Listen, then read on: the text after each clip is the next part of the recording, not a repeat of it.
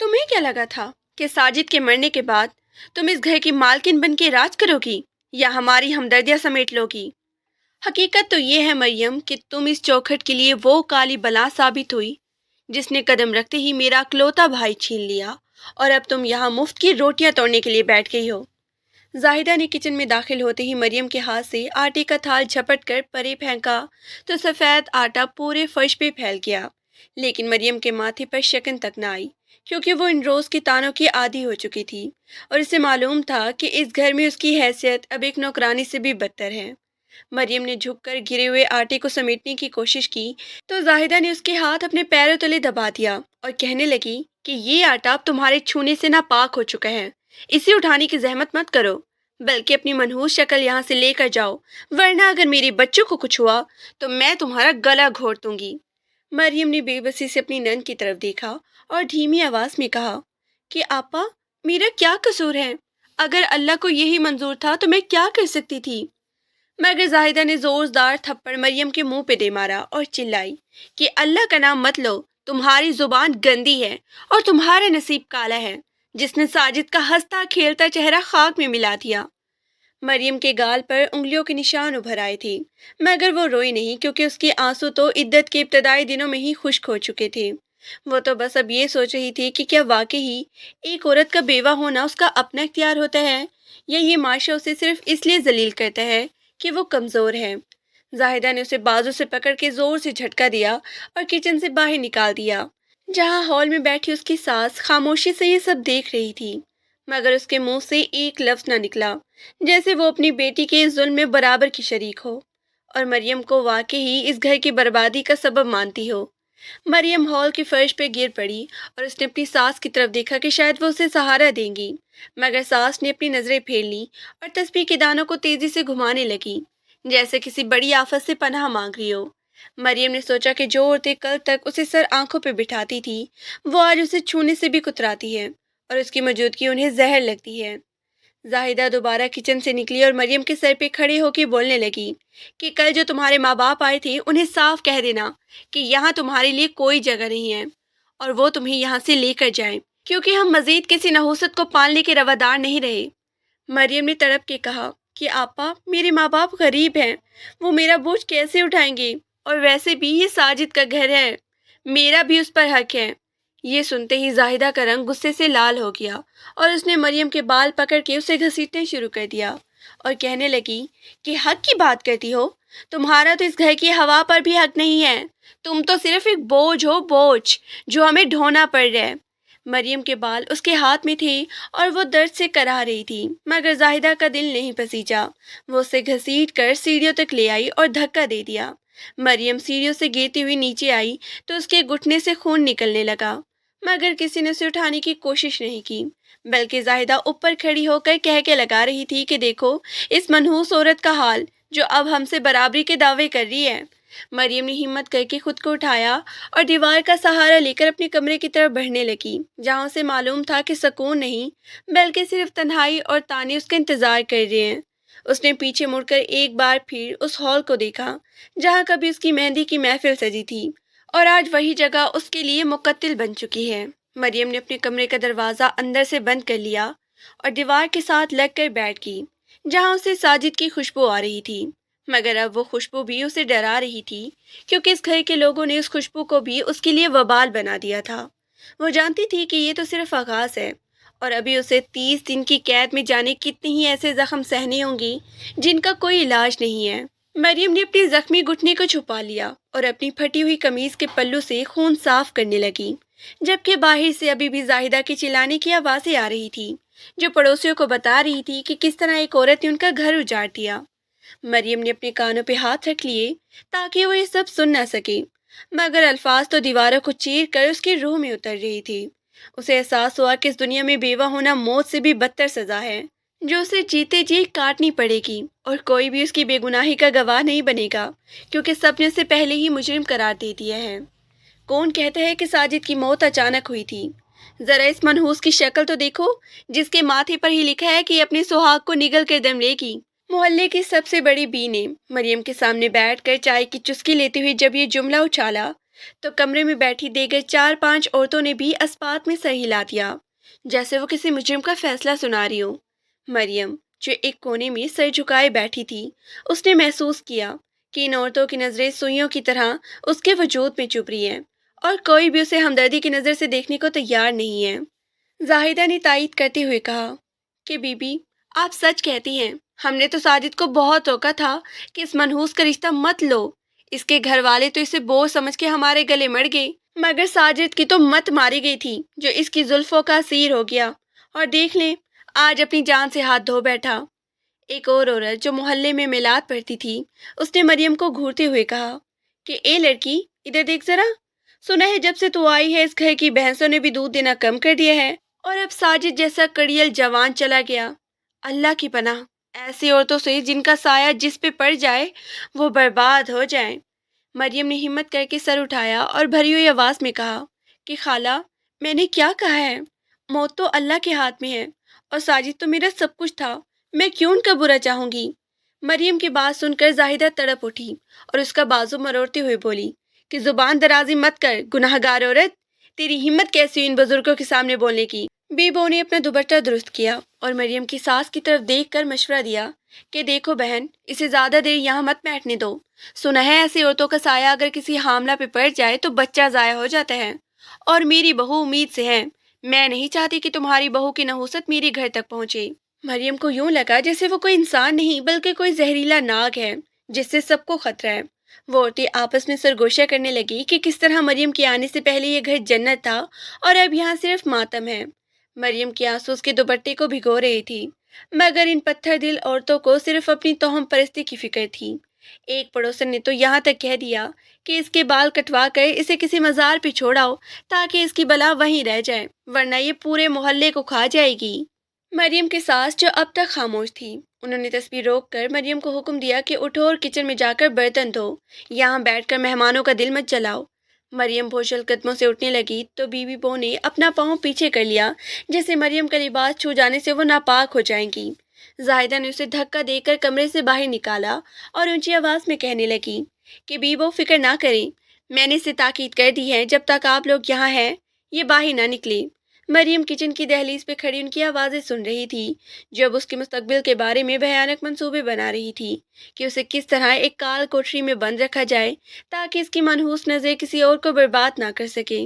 اسے یقین ہو گیا تھا کہ سماج میں بیوہ ہونا صرف شوہر کو کھونا نہیں بلکہ اپنی انسانیت سے بھی ہاتھ دھونا ہے، جہاں جاہلانہ رسومات اور باتیں اسے جیتے جی قبر میں اتارنے کے لیے کافی ہیں۔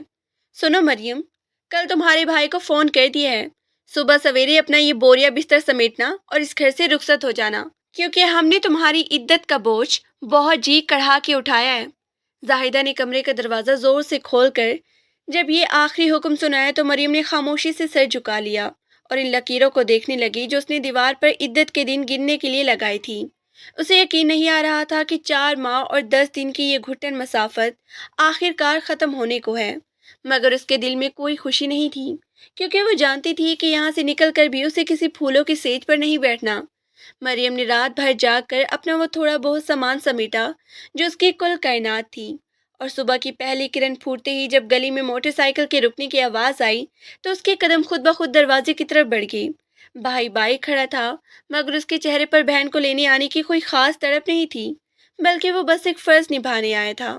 مریم نے جیسے ہی دہلیز پار کی تو پیچھے سے دروازہ بند ہونے کی آواز اس کے دل پر لگی، مگر اس نے مڑ کے نہیں دیکھا اور خاموشی سے بھائی کے پیچھے جا کر بیٹھ گئی۔ پورے راستے دونوں کے درمیان کوئی بات نہیں ہوئی اور مریم بس چادر میں منہ چھپائے گزرتی ہوئی سڑکوں کو دیکھتی رہی جہاں زندگی اب روانی میں چل رہی تھی، جبکہ اس کی اپنی زندگی جیسے کہیں تھم سی گئی تھی۔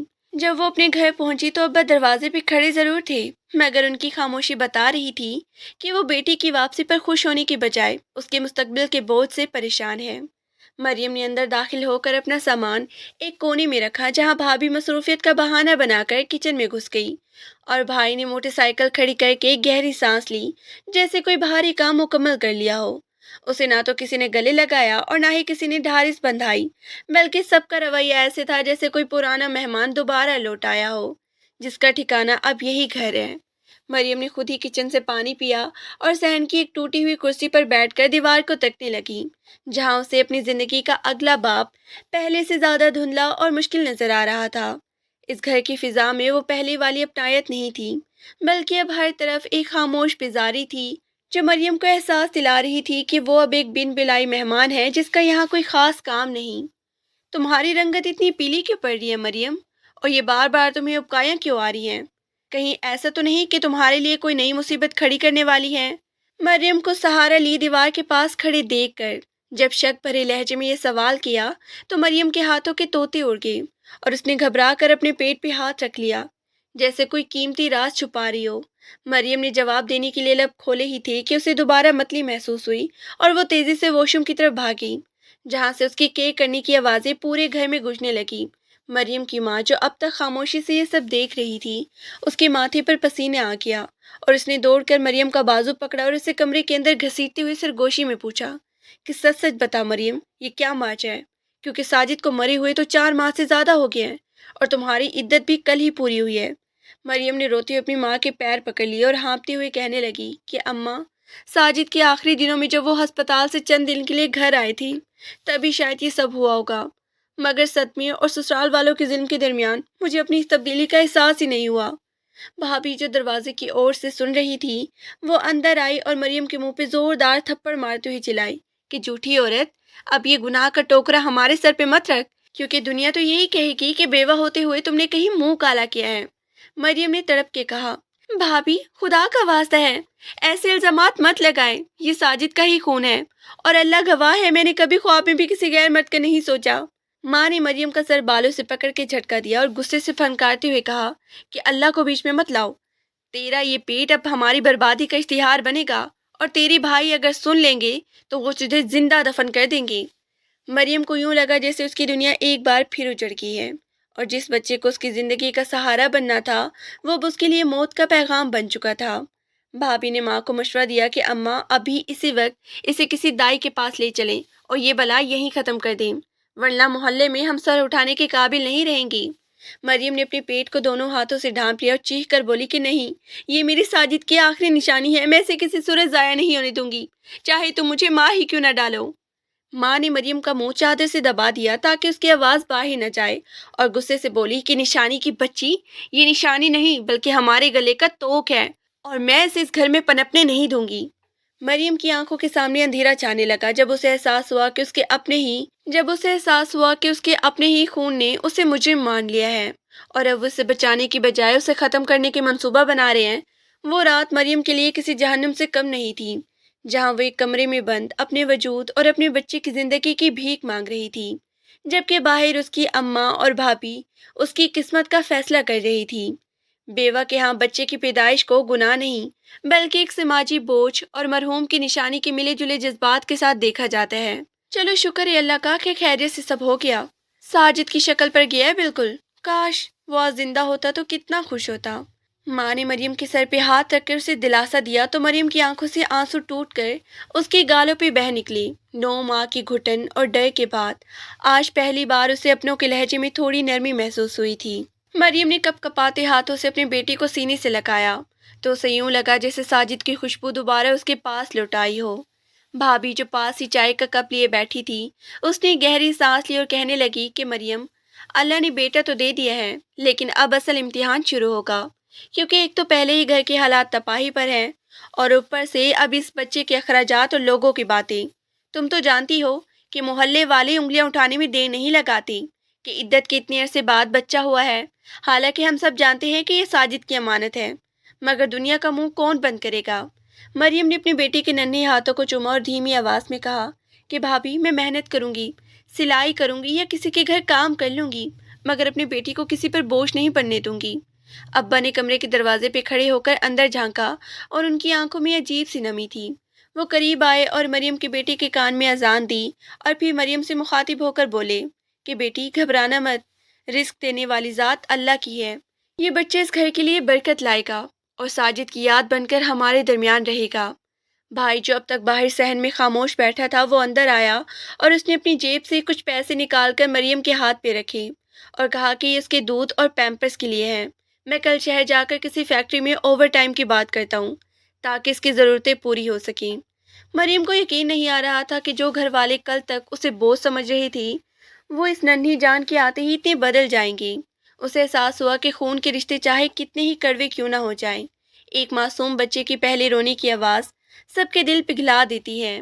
ماں نے مریم کو زبردستی دودھ کا گلاس پلایا اور اسے آرام کرنے کا کہا، کیونکہ اب اسے نہ صرف اپنا بلکہ اپنی بیٹی کی زندگی کے لیے بھی لڑنا تھا، جو اس تپتی ہوئی دنیا میں اس کا واحد سہارا بن کے آیا تھا۔ مریم نے اپنے بیٹے کو غور سے دیکھا تو اس کی معصوم آنکھوں میں ایک نئی امید نظر آئی۔ اسے معلوم تھا کہ کل جب وہ باہر نکلے گی تو لوگ اسے اب وہی طعنے دیں گے، مگر اب اس کے پاس ان طعنوں کا جواب دینے کے لیے ایک ٹھوس وجہ موجود تھی۔ اس نے اپنے دل میں عہد کیا کہ وہ اپنے بیٹی کو کبھی اس محرومی کا احساس نہیں ہونے دے گی جو اس نے خود سہی ہے، اور وہ اسے ایک باعزت انسان بنا کر دکھائے گی، چاہے اسے اس کے لیے کتنی ہی قربانی کیوں نہ دینی پڑے۔ سنا ہے کہ ساجد کے گھر مریم کے ہاں بیٹا ہوا ہے، بالکل اپنے باپ کا عکس ہے۔ محلے کی اس بیبو نے جب زاہدہ کے گھر جا کر یہ خبر سنائی تو پورے گھر میں ایک سناٹا چھا گیا، کیونکہ انہیں توقع تھی کہ مریم کے حالات اسے توڑ دیں گے، مگر وارث کی خبر نے زاہدہ اور اس کی ماں کے کان کھڑے کر دیے۔ زاہدہ نے فوراً اپنی ماں کی طرف دیکھا اور تیکھے لہجے میں بول پڑی کہ اماں، اگر یہ سچ ہے تو ہم اپنا خون کسی اور کی دہلیز پر کیسے چھوڑ سکتے ہیں؟ کل تک تو وہ ہمارے لیے منحوس تھی، لیکن اب تو وہ ساجد کی وارث کی ماں ہے، اور اگر وہ لڑکا مریم کے مہکے والوں نے پال لیا تو وہ کل کو جائیداد میں حصے مانگنے آ کھڑا ہوگا۔ ساجد کی ماں نے تسبیح کے دانے تیزی سے گھمانے لگی۔ اگر بیٹی ہوتی تو شاید وہ مڑ کے بھی نہ دیکھتی، لیکن بیٹا ہونا ان کی انا اور ضرورت دونوں کا مسئلہ بن گیا تھا۔ اگلے ہی دن زاہدہ نے اپنے شوہر کو ساتھ لیا اور ماں کو گاڑی میں بٹھا کر مریم کے مہکے پہنچ گئی، جہاں صحن میں مریم اپنے بیٹے کو گود میں لیے دھوپ میں بیٹھی تھی۔ مریم نے جیسے ہی ان لوگوں کو اچانک اپنے سامنے دیکھا، اس کے ہاتھ پاؤں ٹھنڈے پڑ گئے اور اس نے بے اختیار بچے کو چادر میں چھپا لیا، جیسے کوئی شکاری پرندہ اس پہ جھپٹنے والا ہو۔ زاہدہ نے بغیر کسی سلام دعا کے سیدھا مریم کے پاس جا کر کہا کہ مریم، ہمیں سب پتہ چل چکا ہے اور اب ہم یہاں اپنی چیز واپس لینے آئے ہیں، کیونکہ یہ بچہ ساجد کا خون ہے اور اس کا اصل مقام یہ ٹوٹا ہوا گھر نہیں بلکہ وہ حویلی ہے جہاں اس کے باپ کی یادیں بستی ہیں۔ مریم کی ماں نے جب یہ سنا تو وہ ہکا بکا رہ گئی اور لڑکھڑاتی زبان سے بولی کہ بہن، آپ تو اسے منحوس کہہ کے چھوڑ گئی تھی، اب اچانک یہ محبت کہاں سے جاگ اٹھی؟ ساجد کی ماں نے مریم کے باپ کی طرف دیکھتے ہوئے بڑی صفائی سے کہا کہ بھائی صاحب، وہ غصے کی باتیں تھی، اب ساجد تو رہا نہیں، پر یہ بچہ تو ہمارا اپنا ہے نا، ہم اسے پالیں گی، اسے بڑا آدمی بنائیں گی، آپ لوگ تو خود تنگی میں ہیں، ایک اور جان کا بوجھ کیسے اٹھائیں گی؟ مریم نے تڑپ کر اپنے ابا کی طرف دیکھا جو خاموشی سے ساجد کی ماں کی باتیں سن رہی تھی، جیسے ان کی باتوں میں انہیں اپنی غربت کا حل نظر آ رہا ہو۔ زاہدہ نے مریم کے ہاتھ سے بچہ چھیننے کی کوشش کی اور غصے سے چلائی کہ ضد مت کرو مریم، تمہارے پاس ہے ہی کیا جو اس بچے کو دو گی؟ ہم اسے وہ سب دیں گے جو تم سوچ بھی نہیں سکتی۔ مریم نے پیچھے ہٹ کے چیخ کے کہا کہ جب میں عدت میں بھوکی پیاسی تمہارے تانے سہتی تھی تب یہ بچہ تمہارا نہیں تھا، آج جب اس نے آنکھیں کھول لی تو تمہیں اپنا خون یاد آ گیا، میں اسے کہیں نہیں دوں گی۔ ساجد کی ماں نے لہجے سخت کرتے ہوئے مریم کے بھائی سے کہا کہ دیکھو بیٹا، اگر تم شرافت سے بچے نہیں دو گے تو ہم پولیس کو لے کر آئیں گے اور عدالت میں ثابت کر دیں گے کہ مریم کی ذہنی حالت ٹھیک نہیں ہے اور وہ بچے کی پرورش نہیں کر سکتی۔ مریم کو یوں لگا جیسے اس کے اپنے گھر کی دیواریں اس پر گرنے لگی ہیں، کیونکہ اسے اپنے بھائی اور باپ کی آنکھوں میں وہ ہمت نظر نہیں آ رہی تھی جو ان ظالموں کے سامنے ڈھال بن سکے۔ وہ اپنے بیٹے کو سینے سے لگائے ایک کونے میں دبک گئی، جبکہ اس کے سسرال والے دھمکی اور جائیداد کے لالچ کے درمیان اس کے وجود کی دھجیاں اڑا رہی تھی، اور مریم کو یہ خوف کھائے جا رہا تھا کہ کہیں اس کے اپنے گھر والے ہی اسے اس آخری نشانی سے محروم نہ کر دیں۔ مریم، ضد چھوڑو اور ہوش کے ناخن لو، کیا تم چاہتی ہو کہ یہ بچہ بھی ہماری طرح غربت کی چکی میں پسے؟ ابا نے جب ساس کی باتوں میں آ کر مریم کی طرف دیکھ کر یہ جملہ کہا تو مریم کو لگا جیسے اس کے پیروں تلے سے زمین نکل گئی ہو۔ ساجد کی ماں نے جب دیکھا کہ مریم کا باپ نرم پڑ رہا ہے تو اس نے فوراً پینترا بدلا اور مریم کے قریب آ کر بناوٹی ہمدردی سے بولی، دیکھو بیٹی، ہم مانتے ہیں کہ ہم سے غلطی ہوئی، ساجد کے جانے کے غم میں ہم نے اپنا آپ کھو بیٹھے تھے، مگر اب یہ بچہ تو ساجد کا خون ہے، کیا تم نہیں چاہتی کہ یہ بڑے سکولوں میں پڑھے اور بڑا آفیسر بنے؟ یہاں تمہارے بھائی کی ایک دہاڑی پر کتنے دن پل جائے گا یہ؟ مریم نے اپنی بیٹی کو چادر میں چھپا لیا اور تڑپ کے بولی، اماں، جب میں عدت میں ایک ایک نوالے کو ترس رہی تھی تب آپ کو ساجد کا خون یاد نہیں آیا؟ اب بیٹا دیکھ کر آپ کی ممتا جاگ اٹھی ہے۔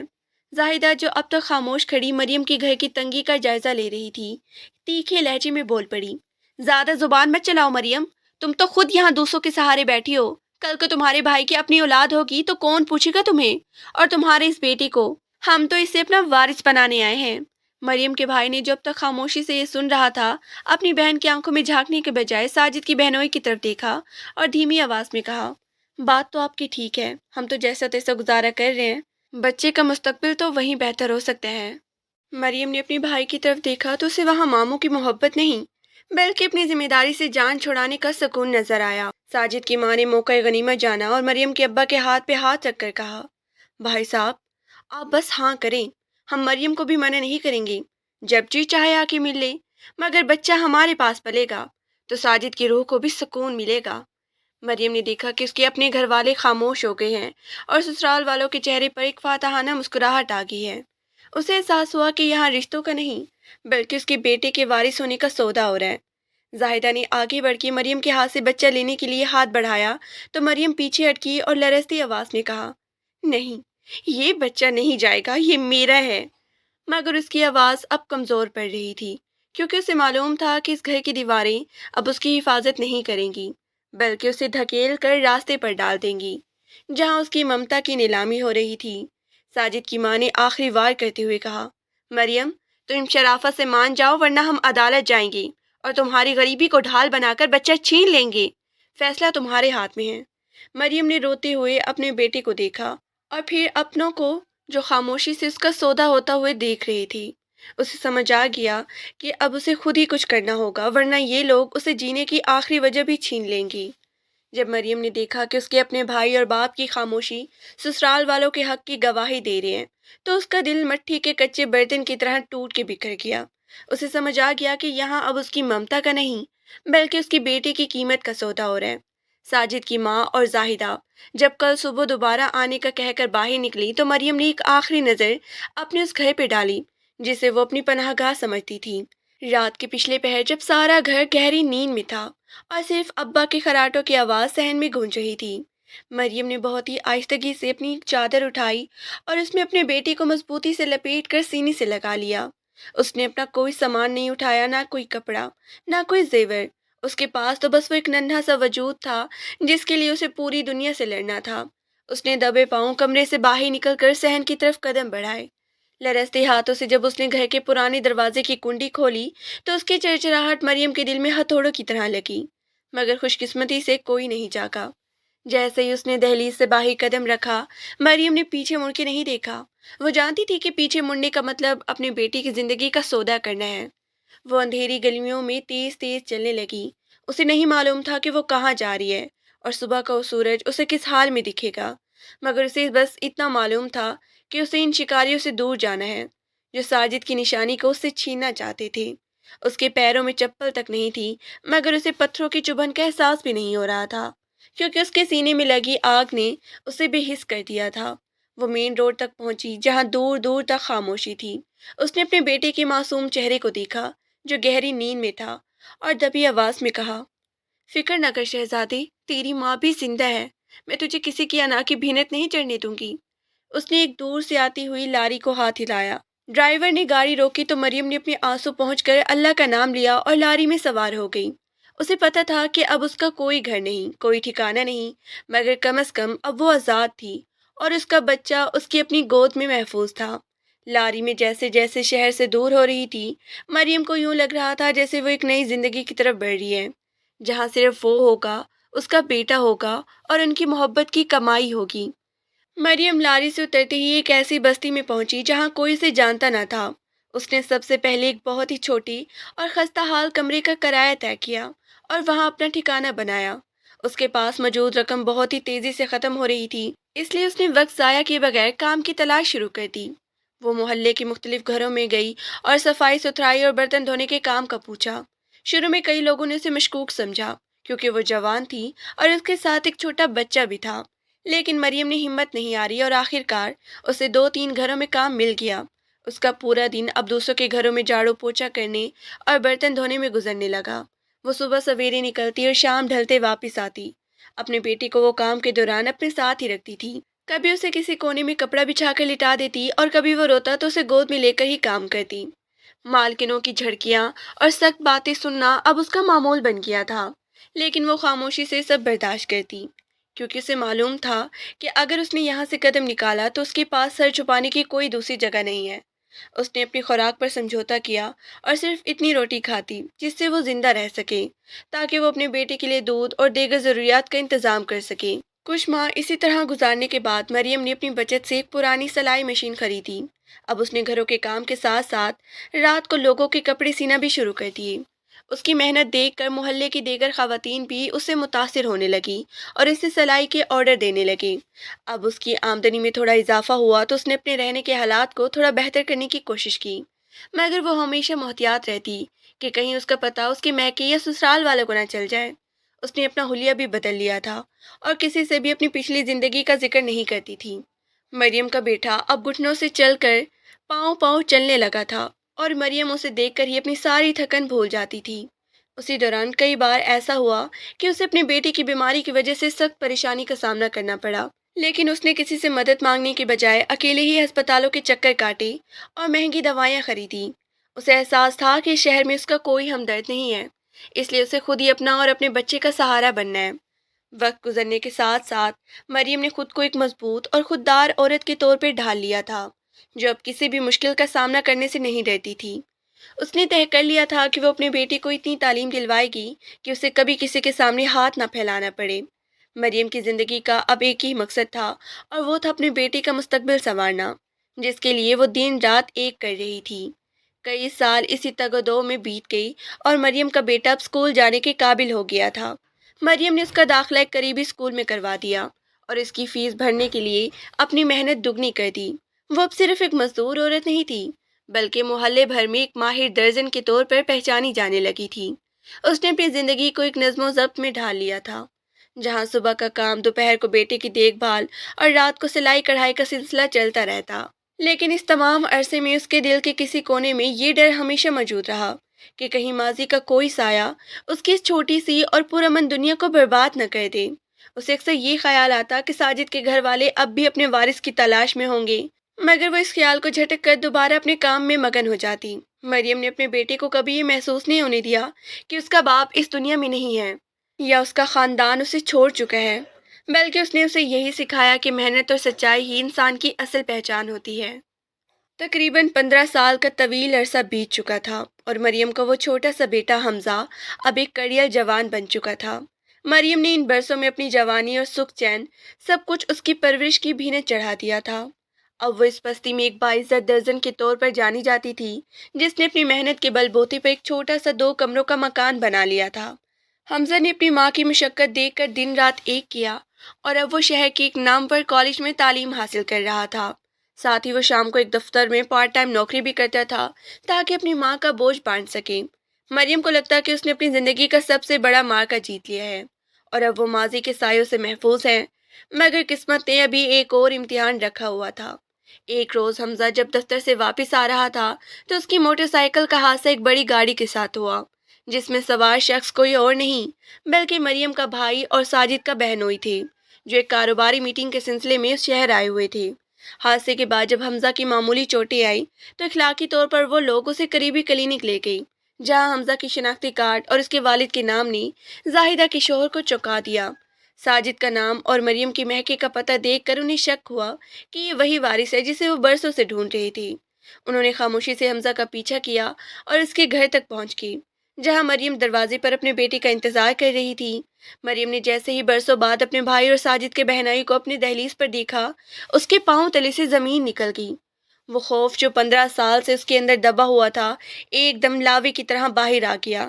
زاہدہ کا شوہر فاتحانہ مسکراہٹ کے ساتھ آگے بڑھا اور مریم کے بھائی کی طرف دیکھ کر بولا کہ دیکھو، خون آخرکار کھینچ لاتا ہے، ہم نے اسے کہاں کہاں نہیں ڈھونڈا اور یہ یہاں چھپا بیٹھا تھا۔ مریم کا بھائی جو اب پہلے سے زیادہ خوشحال اور باروب لگ رہا تھا، مریم کے قریب آیا اور غصے سے بولا کہ تم نے ہمیں اتنے سال ذلیل کروایا مریم، ابا مرتے دم تک تمہارا نام لیتے رہے، تمہیں ذرا احساس نہ ہوا کہ تم نے خاندان کا وارث چھین کر کتنا بڑا جرم کیا ہے؟ مریم نے ہمت جمع کی اور بلند آواز میں کہا، وارث کیسا؟ یہ میرا بیٹا ہے، اسے میں نے پالا ہے، उस वक्त तुम कहाँ थे जब मुझे घर से निकाला गया था और जब इसकी पैदाइश पर तुम इसका सौदा कर रहे थे? हमजा जो अब तक खामोशी से ये सब देख रहा था, अपनी माँ के सामने खड़ा हो गया और इन अजनबियों से मुखातिब होकर बोला कि आप लोग कौन हैं और मेरी माँ से इस लहजे में क्यों बात कर रहे हैं? जाहिदा के शौहर ने हमजा के कंधे पे हाथ रखने की कोशिश की और कहा कि बेटा, हम तुम्हारे अपने हैं, तुम्हारे बाप के घर वाले। हम तुम्हें वो जिंदगी देंगे जिसकी तुम हकदार हो। ये गुर्बत और ये सिलाई मशीन तुम्हारा मुकद्दर नहीं है। मरियम को डर था कि कहीं हमजा उनकी दौलत और रिश्ते की झांसे में ना आ जाए, मगर हमजा ने सख्ती से उनका हाथ झटक दिया और कहा कि मेरे लिए मेरी माँ की ये टूटी हुई सिलाई मशीन आपकी तमाम जायदाद से ज़्यादा कीमती है। मुझे वो रिश्ते नहीं चाहिए जो मेरी माँ को इस वक्त छोड़ गए थे, जो उसे सबसे ज़्यादा ज़रूरत थी। मरियम के भाई ने उसे धमकाया कि मरियम, इसे समझा लो, हम इसे ज़बरदस्ती भी ले जा सकते हैं और अदालत में तुम्हारी हैसियत साबित करना हमारे लिए मुश्किल नहीं है। हमारे पास पैसा भी है और असर और रसूख भी। मरियम ने तड़प के जवाब दिया कि 15 साल पहले मैं अकेली थी और ये बच्चा गोद में था, तब मैं डर के भाग गई थी, मगर अब ये जवान है और अपनी मर्जी का मालिक है, तुम इसे नहीं ले जा सकते। साजिद के बहनोई ने तंजिया हंसते हुए कहा कि मरियम बीबी, ये जज्बाती बातें रहने दो। कल जब इसे पता चलेगा कि इसका बाप कितना अमीर था और तुमने इसे हक से महरूम रखा, तो ये खुद तुमसे नफरत करेगा। हम कल सुबह दोबारा आएंगे और इस बार हमारे सारे कागजात होंगे जिनसे ये साबित होगा कि हमजा का असल मकाम हमारा घर है। उनके जाने के बाद मरियम सहन में बैठकर जोरों कतार रोने लगी। उसे लगा कि 15 साल की मेहनत एक पल में ख़त्म होने वाली है, मगर हमजा ने उनके पास बैठकर उसके हाथ थाम लिए और कहा कि अम्मा, आपने मुझे सिर्फ पाला नहीं है, बल्कि मुझे सच और झूठ की तमीज़ सिखाई है। कल जब वो आएंगे तो उन्हें पता चलेगा कि साजिद की निशानी बिकने वाली चीज़ नहीं है। अगली सुबह जब मरियम के भाई और साजिद का बहनोई चंद नाम नहाद कानूनी कागजात और मसला गार्ड्स को साथ लेकर आए, मरियम के घर के बाहर पहुंचे, तो उनके चेहरे पर एक अजीब सी फातहाना अकड़ थी। उन्हें यकीन था कि मरियम इन कागजात और रौब को देखकर सहम जाएगी और हमजा को उनके हवाले कर देगी। लेकिन जैसे उन्होंने घर की दहलीज पे कदम रखा, सामने का मंजर देखकर उनके कदम वहीं जम गए। सहन में मरियम के पास हमजा अकेला नहीं खड़ा था, बल्कि उसके साथ पुलिस के 2 अफसरान और एक वकील मौजूद थे। हमजा ने रातों रात अपनी नौकरी के दौरान बनाए गए ताल्लुकात और कॉलेज के कानून के प्रोफेसर की मदद से न सिर्फ पुलिस को मतला कर दिया था, बल्कि हरासा किए जाने की बाकायदा रिपोर्ट भी दर्ज करवाई थी। पुलिस ऑफिसर ने आगे बढ़कर उन लोगों को वहीं रोक दिया और सख्ती से पूछा कि वो एक शरीफ बेवा के घर में इस तरह ज़बरदस्ती क्यों दाखिल हो रहे हैं।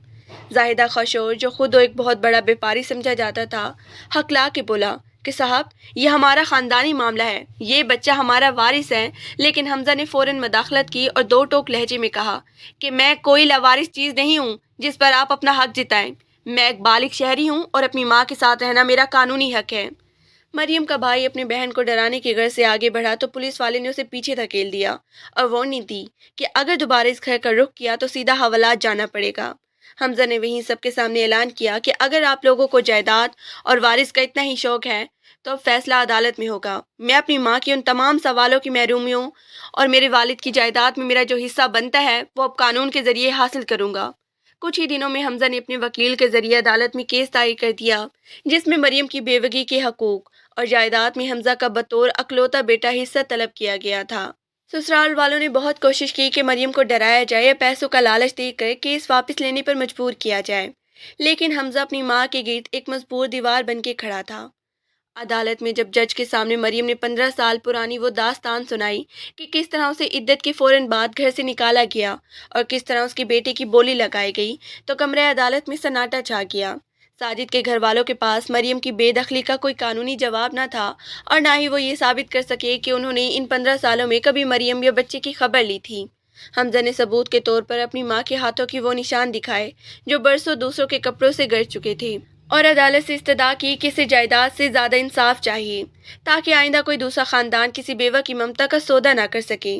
जज ने तमाम शवाहिदों और गवाहों के बयानात की रोशनी में फ़ैसला मरियम और हमजा के हक़ में सुना दिया।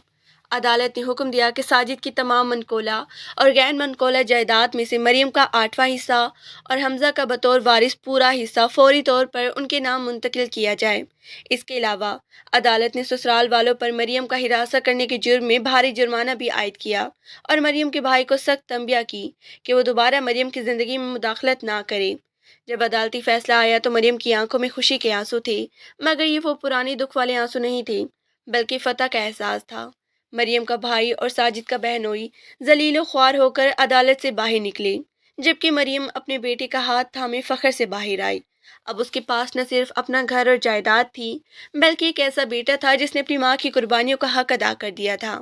مریم نے اس جائیداد کا ایک بڑا حصہ بیوہ عورتوں کے لیے ایک سلائی سینٹر قائم کرنے کے لیے وقف کر دیا، تاکہ وہ بھی اپنی زندگی باعزت طریقے سے گزار سکیں اور کبھی کسی کے سامنے ہاتھ نہ پھیلانا پڑے۔